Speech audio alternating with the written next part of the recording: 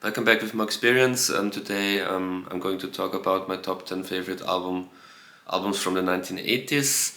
Honorable mention would be the Style Council. I couldn't even decide which album. I love most of the albums. Maybe the album I like to listen to the most is the very first, which was a mini album called Introducing the Style Council. Almost made my top 10, but in the end didn't. Number 10 is Various Positions by Leonard Cohen. That's not one of his classic albums. His classic albums would be the work he did in the 70s mostly. I guess he's kind of the only artist on today's list that had a career which had highlights in other decades as well. I think the 80s were so distinctive in their sound and aesthetic that there are really 80s artists in the 80s. Some of them had albums in the 70s or in the 90s of today's list, but most of the iconic work is from the 80s because it has this 80s DNA, but Leonard Cohen is the exception of the rule. His best work is probably from the 70s, but I still love that 1984 album, Various Positions. Famous number from that album is of course Hallelujah, but it's not even my favorite track on that album. Number 9, Talking Heads, Little Creatures. This is their commercially most successful album, so it's maybe not the original choice. But I think the consensus number 1, it would be Remain in Light, the early 80s album with Once in a Lifetime on it. So this isn't the cool choice, but I think overall as an album, I like it more than Remain in Light, and I also prefer the album after that, True Stories, to Remain in Light. So this is the more pop-oriented version of the Talking Heads, and I think as I said, their songwriting, in my opinion, is the best on these later day albums. Number 8, maybe even more controversial than putting this as my favorite Talking Heads album. It's Flesh and Blood by Roxy Music, 1980, so this is probably the earliest, the oldest album on today's list. I really love this album. It might be my favorite Roxy Music. It's at least in my top 3, if not top 2, Roxy Music albums. So many great songs, The Midnight Hour, Oh Yeah, Same Old Scene. I prefer it to the more successful and more well-known other 80s album by Roxy Music, Avalon.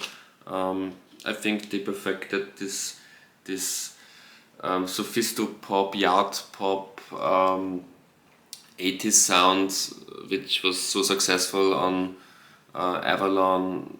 They perfected it already here. Number 7, Introspective by the Pet Shop Boys, 1988. It's just a 6-track album, so like with the Introducing the Style Council at the beginning of the video, again one could say it's a mini album, but the length, it's not a very short album, it's not a very long album either with 6 tracks, but each of these 6 tracks is very long, at least 6, 7, 8 minutes long, so the length of the album is quite a usual length for an album, although it's just 6 tracks. And these 6 tracks are, perfect in my opinion. I think the other 2 80s albums by the Pet Shop Boys, Actually and Please, are also brilliant, but this is them at their most ambitious. It's a very big production, very symphonic sounding, and it's the Pet Shop Boys, I think, at their peak. Number 6 is the only CD in today's video. There it is. Disintegration by The Cure. Could have also picked Kiss Me, Kiss Me, Kiss Me, amongst others. I really love Kiss Me, Kiss Me, Kiss Me. This is a bit darker than Kiss Me, Kiss Me, Kiss Me. It's the part 2 of a trilogy. Robert Smith at least calls it a trilogy, with the other albums being Pornography and Blood Flowers. Blood Flowers is from the 90s. Pornography is from the early 80s. That's too dark, too goth for me. But this is a mixture of the more pop-oriented Cure of the mid 80s and the Pornography, very very dark. Cure, I think it's their best album, and as you can see, it's my 6th favorite album from the 80s, at least today. Might change in the future.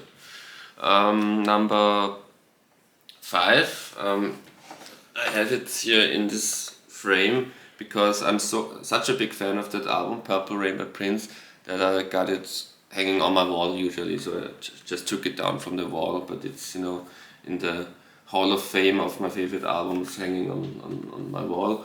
Purple Rain by Prince, 1985, his most successful album. You know, this is like a trend in this video that I seem to pick the more commercial, the more big mainstream success albums of particular artists with my favorite 80s albums. I'm not really like that with 70s albums or 90s albums or whatever. I used to often I used to prefer more the dark horse, the not so big releases, but you know, I think the 80s were about this big indulgence and the 80s were at their best when they were really pop with capital letters. And Purple Rain, I think many Prince fans can't even listen to it anymore because in their view it's so overplayed. But you know, there's a reason why it's overplayed. It's Prince at his pop perfection. Number 4, speaking of pop perfection, this is Dexys Midnight Runners pop perfection. To I wouldn't say the big hit album because I often see videos on YouTube where they are labeled a one-hit wonder. I think those are mostly or almost entirely American YouTubers who claim that the Dexys were a one-hit wonder. I think in Britain and generally in Europe they were more than a one-hit wonder. But that one hit, that was a hit in America, Come On Eileen, is on there. But the album is so perfect. It's one of the most optimistic, stomping, cheerful, good times albums that I like. You know, there are more albums that are positive and have happy sounding music on it, but usually those I'm not such a big fan of because usually they lack some depth maybe, and often that goes hand in hand with saccharine and things like that. But this is really a very tasteful, this is just a great upbeat pop album with, you know, their blend of Celtic soul pop with an 80s tinge. You know, this is also their most 80s sounding album, but it's one of the least 80s sounding albums on that list because with all those violins and that soul sound, so it has its own identity, and it's a great album start to finish, not just a hit. Every single song on this album is almost perfect. Number 3, Hounds of Love. My favorite Kate Bush album. My second favorite Kate Bush album is also from the 80s, The Dreaming. Could have also picked that. It would be like Style Council, maybe another honorable mention. But this is again, it's like with Purple Rain and all those other albums. It's the big success album, the big mainstream album of an artist. So maybe today's list is one of my least original lists. I usually try to omit the usual suspects when I'm doing things like that, but I can't help it. It's the 80s, and like I said, the 80s are pop with capital letters, and this is at least side A, her most pop album. You know, side A is almost like could be a best of album by her. This wouldn't be a bad side A for a best of Kate Bush album. Side B is more experimental. It's more like the weird left field Kate Bush that Kate Bush fans like myself also or mostly love. You know, Dreaming, for example, is much more experimental sounding 80s Kate Bush album, but this has the best of both worlds. And you know, when you're more in the mood for the pop stuff, you have side A, and when you're more in the mood for the other stuff, then you have side B. Number 2, The Queen Is Dead. The Smiths, of course, again from my Wall of Fame. There, you can see it.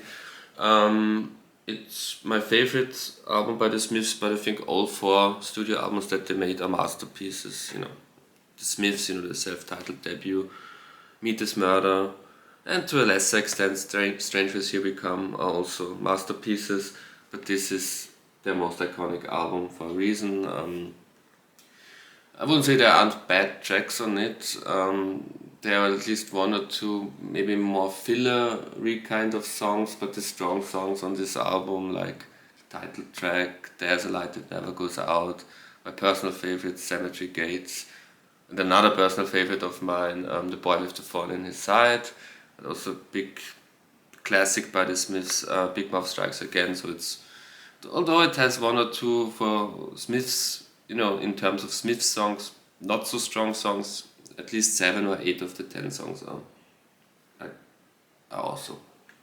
And my number one album is, I think, the only album from today's list that would make also my top 10 of all time, you know, albums list. I haven't yet made such a video. If I'd ever make a video about my all-time favorite albums, this, I think, clearly would be the top 10.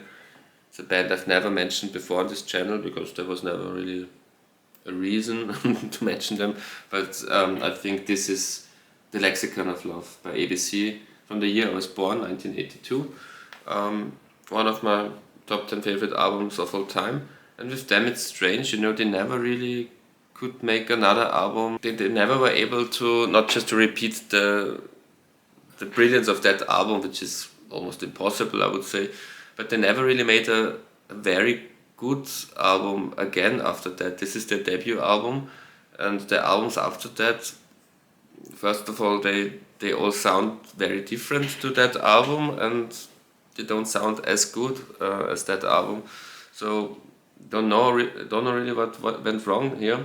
I think a big reason for why this album sounds like it sounds is Trevor Horn's production, and this is a perfect production, at least for 1982. Very again, very symphonic, like we've had it with Introspective, very symphonic sound, very lush arrangements. You know, almost all the songs on this album sound like they could have been title songs to James Bond movies.